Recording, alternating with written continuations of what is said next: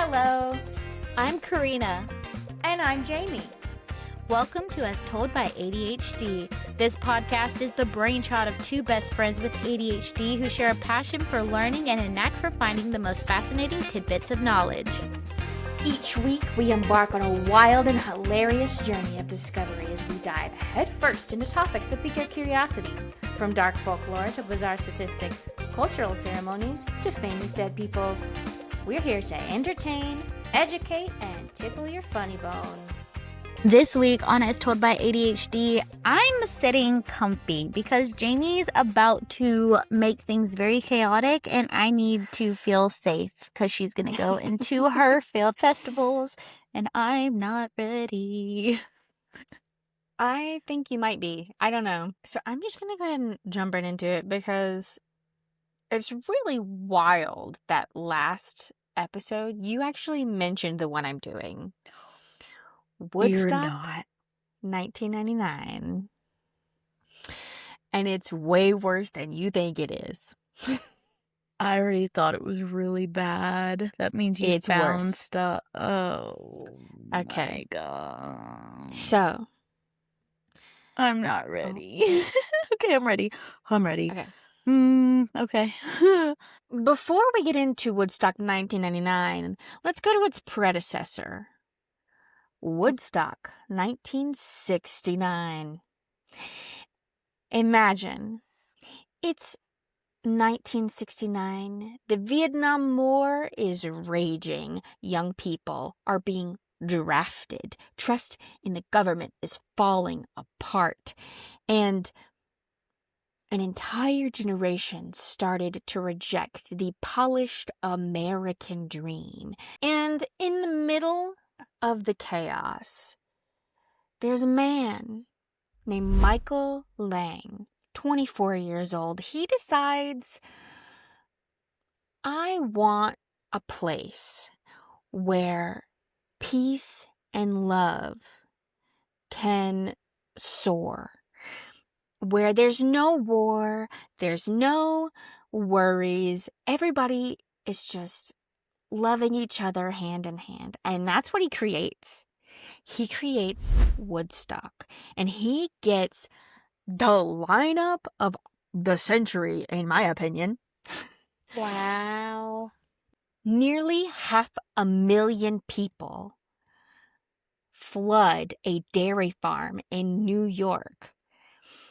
And they're there to see artists like Jimi Hendrix, Janis Joplin, The Who, Oof. Santana, Oof. Jefferson Airplane, and Oof. the Grateful Dead.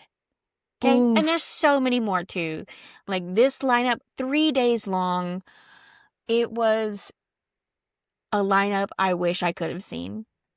Despite the rain, the mud, the overcrowding, food shortages, and the logistic nightmare that was the business side of it. Yeah. Yeah. It somehow worked, and Woodstock became one of the most iconic music festivals in history, a symbol of peace, music, rebellion, Yep. community, right? All of these things. Then, 25 years later, in 1994, the organizers were like, let's create this magic and like have a little piece of peace and love, right? So they had artists like Green Day, Red Hot Chili Peppers, Aerosmith, Salt and Pepper, Metallica, Bob Dylan. And for many people, it felt like, I know, wild. I got whiplash. A crazy lineup, right? Yeah. And for many people, it really felt like the spirit of the original Woodstock was still there. There was peace. There was love. There was such a fun time, right? But then, Woodstock 1999, it was a different beast entirely. And it in my opinion, went down as one of the worst festivals in history. So, what happened? Why is it so bad?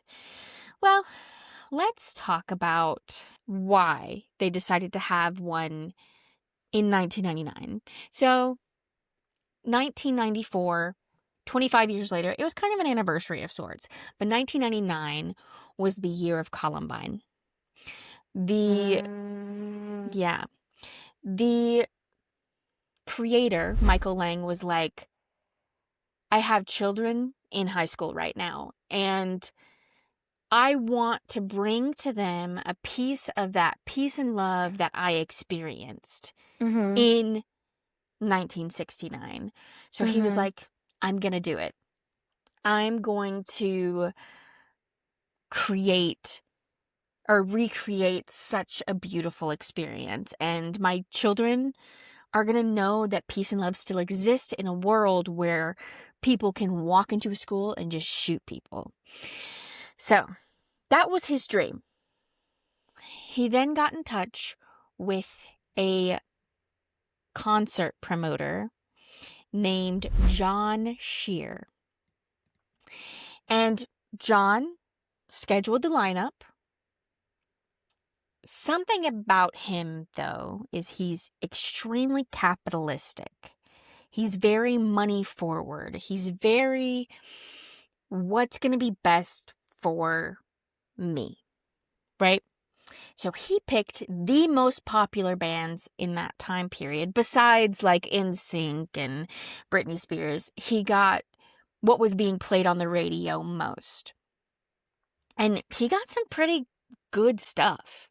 They had the lineup, they had the idea, they were ready to rock and roll, right? They just needed a place to do it. In 1969, they had a dairy farm. In 1994, I believe it was also a farm, but I'm not 100% sure. And this time, they decided we need something a little more sustainable for the crowd that we want to bring in. So there was a former U.S. Air Base, and it had a med hangar already on site. It had a fire.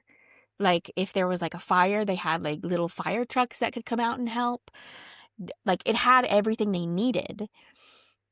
Except they would have to get porta potties. They would have to like bring like food and stuff like that. But like, it was a pretty good layout, right? It did have a lot of asphalt, which like isn't necessarily a bad thing, right? Except when it gets really hot. Yeah. Yeah. Yeah. So they chose it for specifically the reasons that it had most of everything they needed. They didn't have to build a med tent. They didn't have to build a fire brigade house. I don't know. They just had it all already. And they were like, let's use some of these hangars. So they made like a place for people to sleep if they wanted to. They made a rave hangar where people would go and just rave. Yeah, they had some other like things there as well, but those are like the main things that people would go to. Well, John decided, let's make some budget cuts. Oh no. Yeah. So he was like, it's only gonna be 3 days. We can just have somebody pick the trash up after. He was also like, you know what? Like, it's not gonna be like horrible. Let's just the sewage services that empties the porta potties. It's fine. We can just have them do it later. So there's that. They also Disgusting. decided, I know. Oh, you just wait. So they also decided that with those budget cuts, they also were like, we don't want to supply the food, so we're going to get food vendors instead. They'll be in charge of their own prices, and they'll deal with it. So, like, basically how it would work is a vendor would, like, purchase a little spot and then sell their food. Mm-hmm. Well, fun little thing, they jacked up the prices. So, in 1999, a water bottle would be like, or a bottle of water would be like 65 cents-ish. Rough estimate. They sold it for $4. Mm-hmm. A burrito at that time wouldn't cost much, right? They sold it for $8, which, like, now would be like $20. Right. But, like, also, that's kind of how festivals are anyway. Even if you go to, like, a Disney park, that they're gonna do that because it's capitalism. Well, actually, if I can like just give like a slight horror story, I guess it's not a super horror story, but we finally had the flight, the Blue Angels come back to my area after a really long time, and I was able to go the day before the massive crowds, but there was only 2 food trucks there, but there were still like a couple hundred people there. They only had 2 food trucks. The line was unbelievable because, again, there was still a couple hundred people there, and they jacked up the prices. I got 2 of those little, look, they were bigger, but the white and red little, like, to go, like, diner paper plate things. I got 2 of them. They filled up both of my hands. 2 of them. $20 of just French fries. $20 just French fries. It was literally a whole potato in both of my hands. $20. Whew. Okay, go ahead. Continue your story. They like to do that. So, budget cuts, right? But how can we make more money? Pay-per-view. For those who might not know what pay-per-view is, it's when there's something you want to watch, but it's kind of behind a paywall, right? And it's usually on, like, live TV. So you would purchase it and then you have access to it, right? So they wanted to, like, have these bands on TV behind a paywall. So, more money. Time comes, they have put plywood up on, like, the fences, and, like, one of the big problems with the first Woodstock is that the perimeter wasn't secured and people were getting in for free. That being said, they were like, let's put plywood up, but we're going to paint it and make it pretty. And it's going to be peace and love and so much fun. And everybody was really excited, right? So, day 1 happens. It is hot, but everybody's having a great time.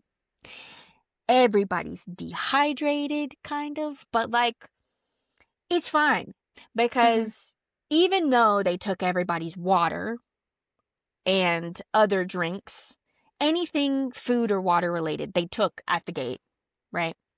Mm-hmm. You could go buy it, right? So it was available for everybody, right? Oh, also, side note, another way that they, like, pinched pennies was instead of hiring security, they hired teenagers to be the peace patrol. And the reason they did that was because Michael Lang said he wanted it to be more like the original Woodstock, where they didn't have security at all. And, like, there was so much distrust in the police at that time that Yeah. he was like, I would prefer there to just be a peace patrol, and they're just there to, like, protect people. And, like, for the most part, it kind of worked. I mean, but the teenagers are teenagers, right? Anyway, Yeah. we'll come to that later. So, one of the first bands, not the first band, so it's like midday, I think, maybe, like, getting closer to the evening. Korn comes on stage and people go crazy. Everybody's hype. Everybody is headbanging and screaming and mosh pitting. Mosh pit that's ever mosh pitted, right? That stuff's voluntarily, by the way. Right. And it kind of gets way too crazy for a little bit. And then Bush comes on. And like I saw a little footage and like immediately when this band Bush comes on, or like when they announce that Bush is going to come on, people go boo because they were hyped for Korn, and Bush is more of like a hippy dippy kind of band. Right. So I'm assuming those people left, but Bush comes on and they actually kind of calm the crowd down. So everything's fine, right? Mm-hmm. Everybody's still having a good time. People are doing drugs, as you do. Mm-hmm. And also, all the while, pay-per-view cameras are going around.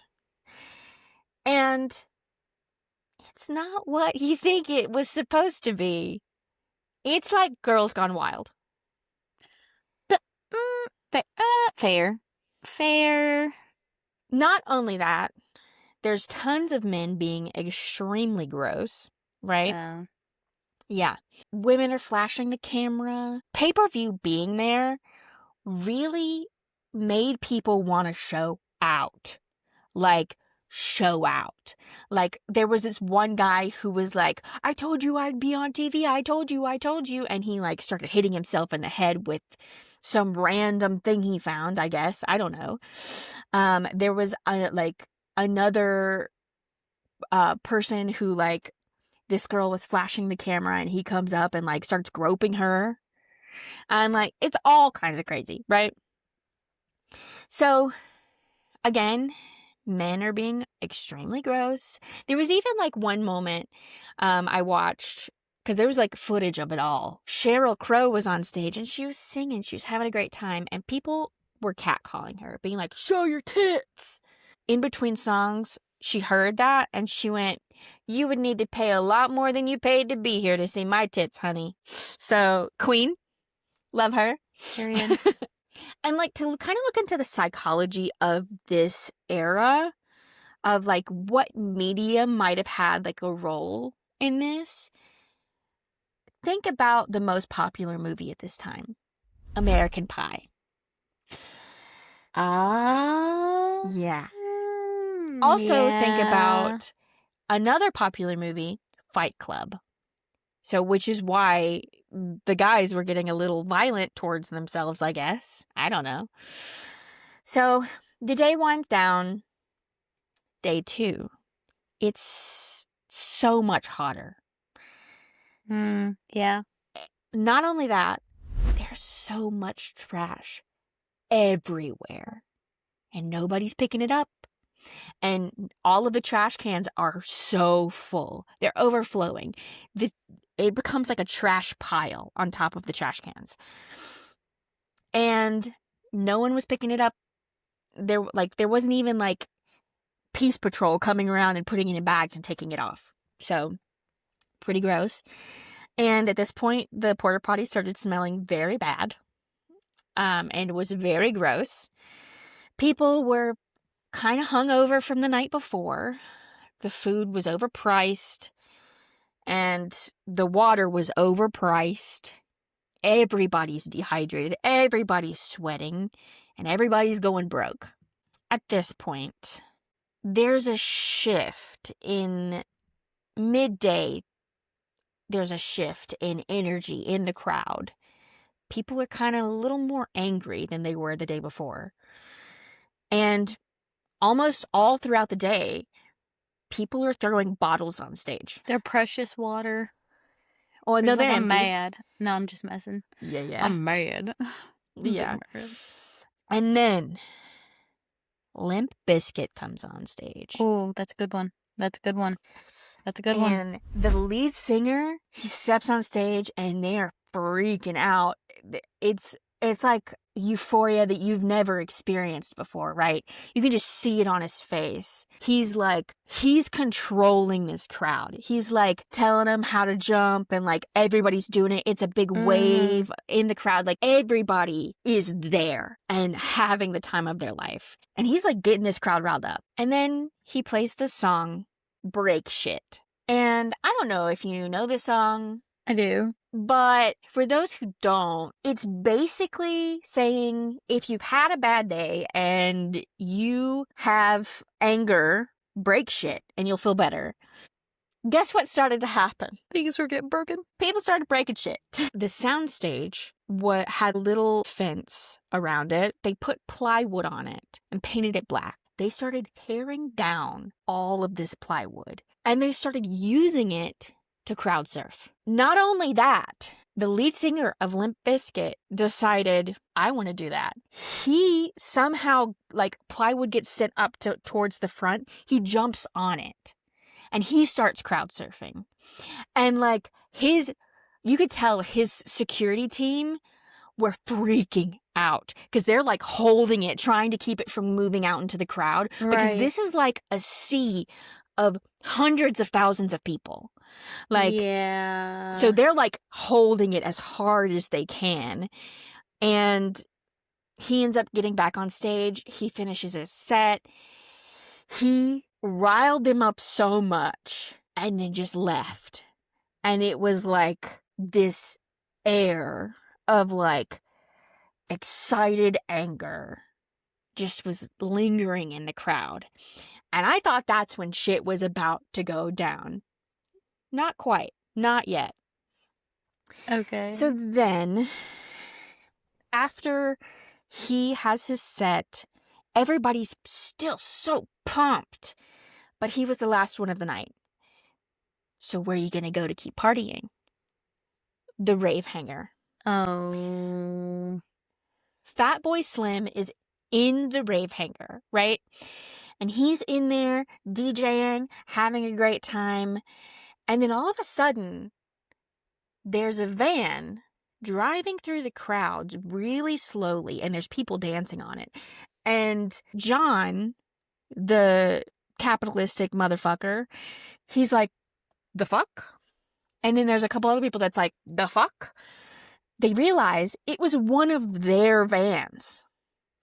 Somebody had stolen the van and was driving it through the crowd. Really slowly.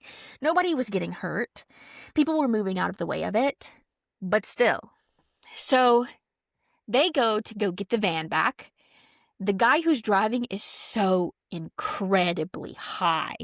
Like, so high that, like, he doesn't know what's happening. Right?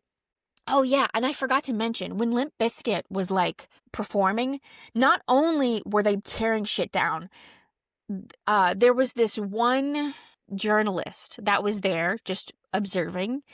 He said he saw a bunch of people fist fighting for funds, I guess. I don't know.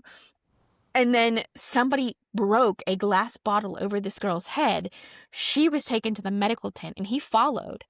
He got there. There was people everywhere in the medical tent. They were bleeding and people were getting like staples in their head and people were getting IVs from dehydration, and it was just all kinds of bad, right? Let's go back to the rave.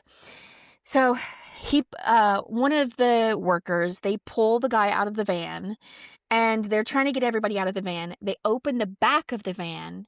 There is an underage girl passed out, and there is a not underage man zipping his pants, and her pants were down. So she ends up getting taken to the hospital, and that's all I'm going to say about that, because emotionally I can't handle the rest today. Anyway.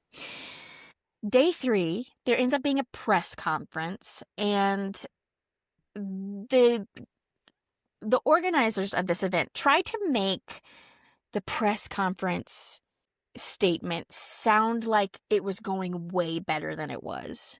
Like, everybody's happy, peace and love, nobody's getting hurt, blah, blah, blah, right?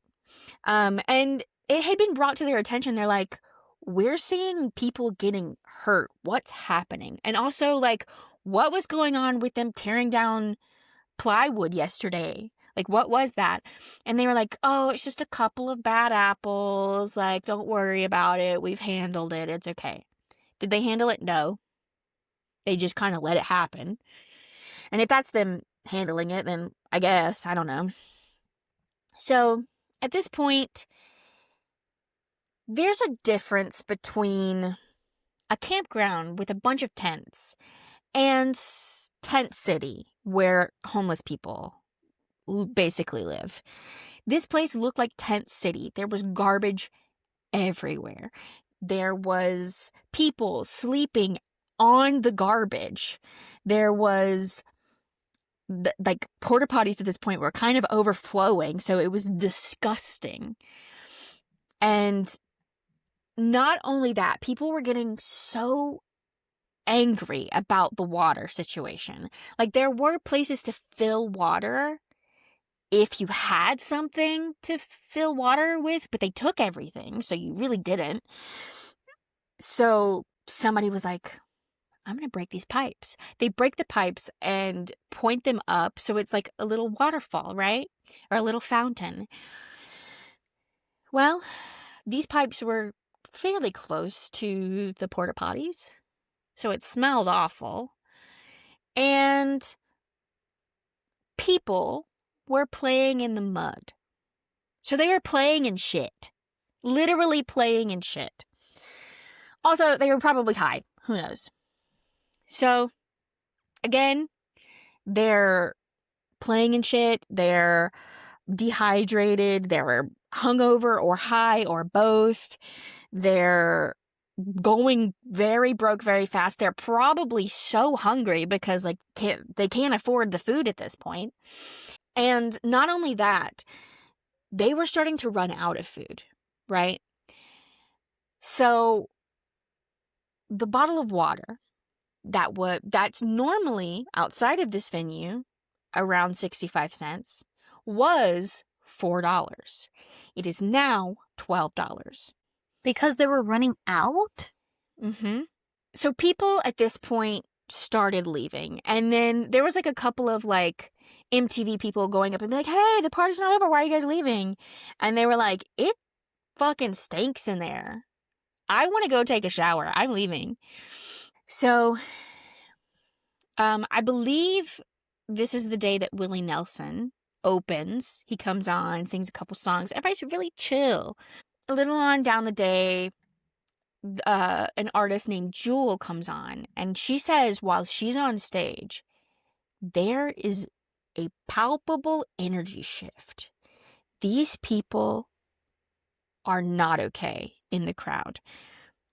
And she said that there was this feeling that it could go south at any moment. So as soon as she was done with her set, which I think she cut early, she left. She was like, I'm out. I'm done. People said that there was this like anger in these kids because most of them were like teenagers or early 20s, right? And these kids started tearing down the beautifully decorated, painted plywood walls they made. And people in the press conferences later would say that they did this because they just wanted to take pieces home with them to remember it. That's not why they did that. No. So everyone who is working this concert is exhausted at this point. Obviously. Remember Michael Lang?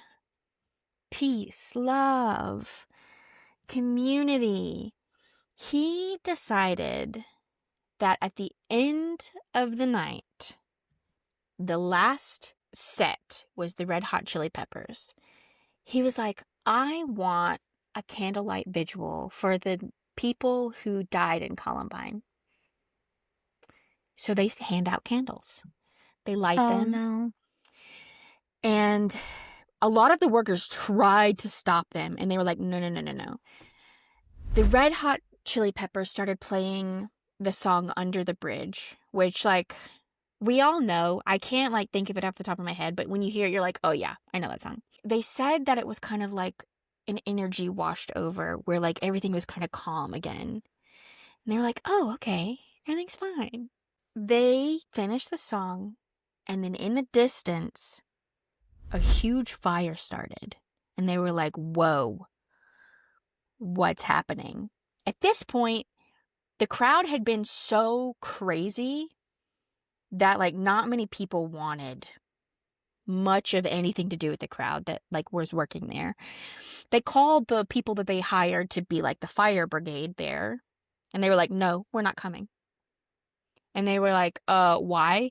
They were like, we're scared of that crowd. We're not going in that crowd, especially if they all have fire now. So Red Hot Chili Peppers finishes, or I think once the fire starts, they're pulled off stage.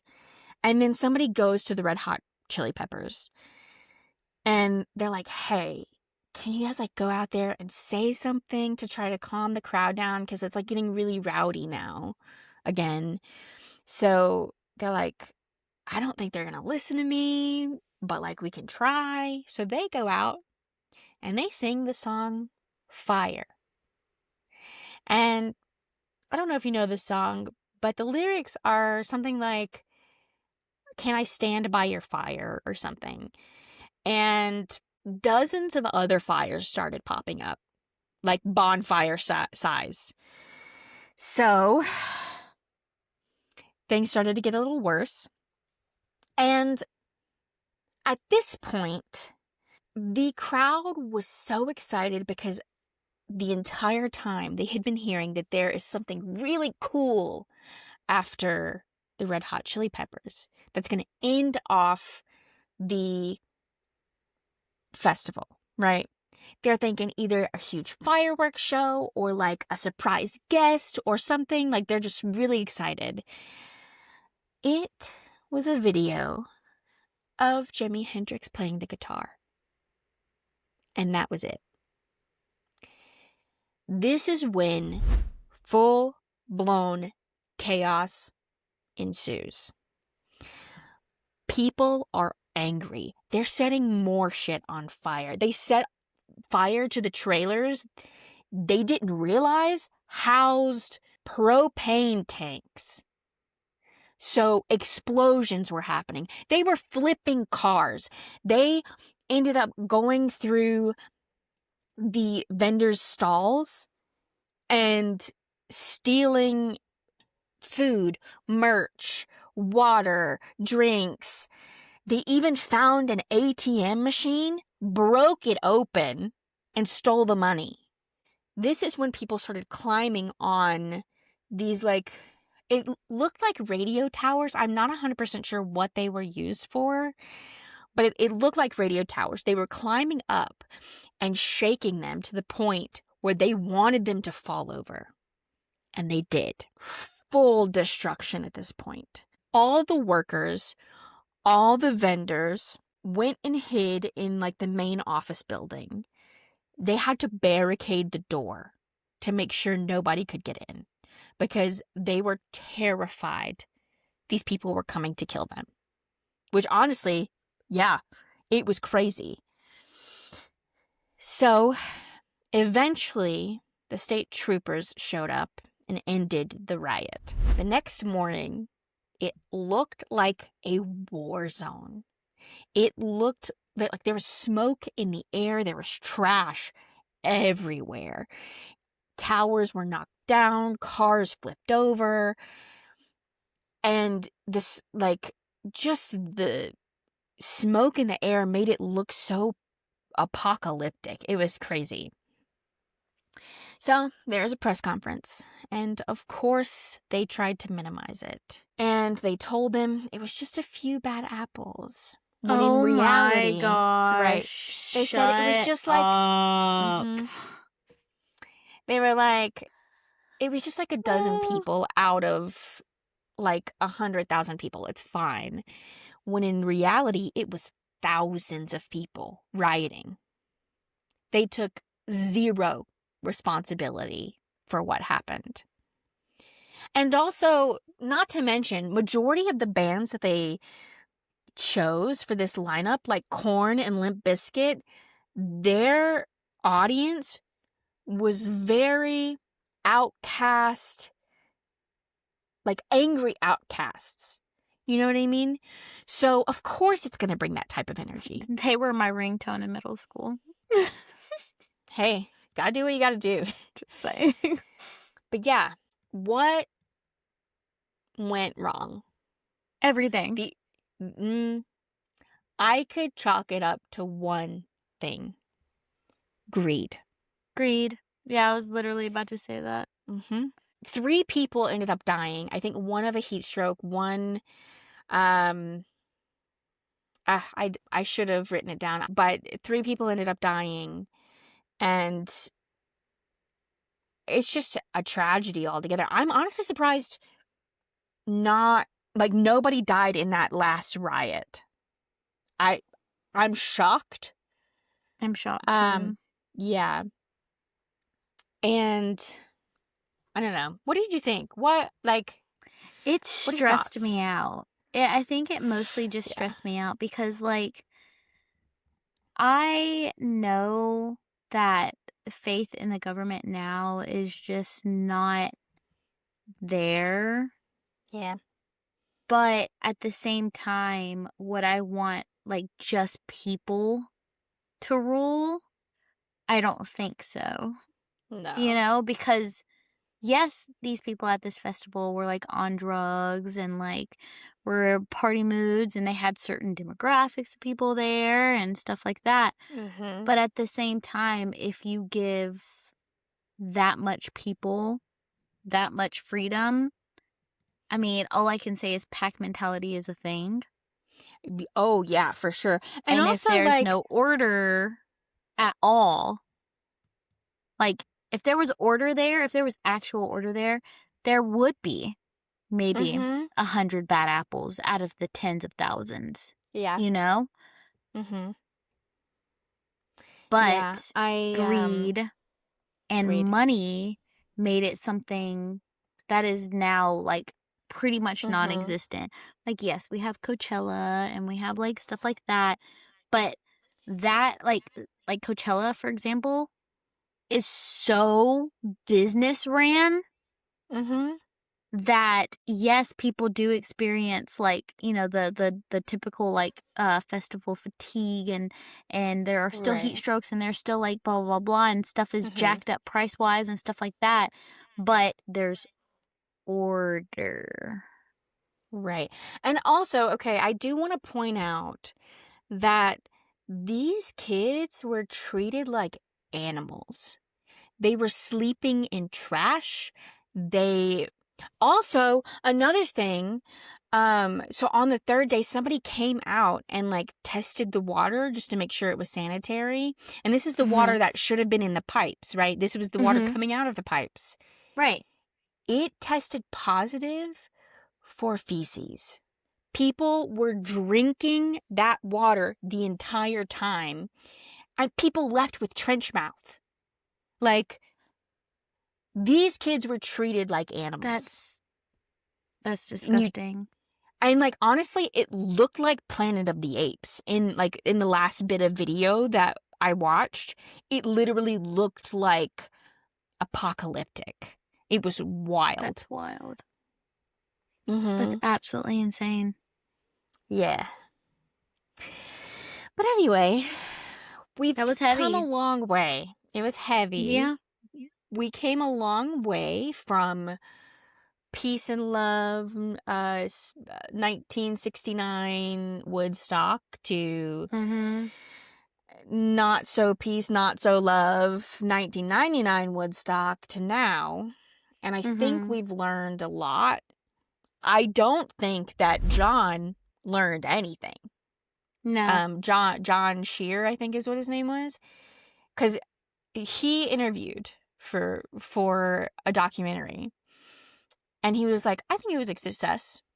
I think I did a really good job. I'm really proud of the work that I did.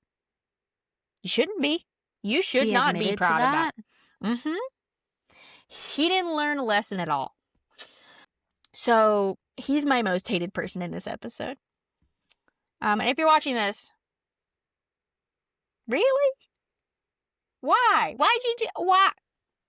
Why do you think you did a good job? Anyway, I doubt he's watching this. He probably doesn't give two shits.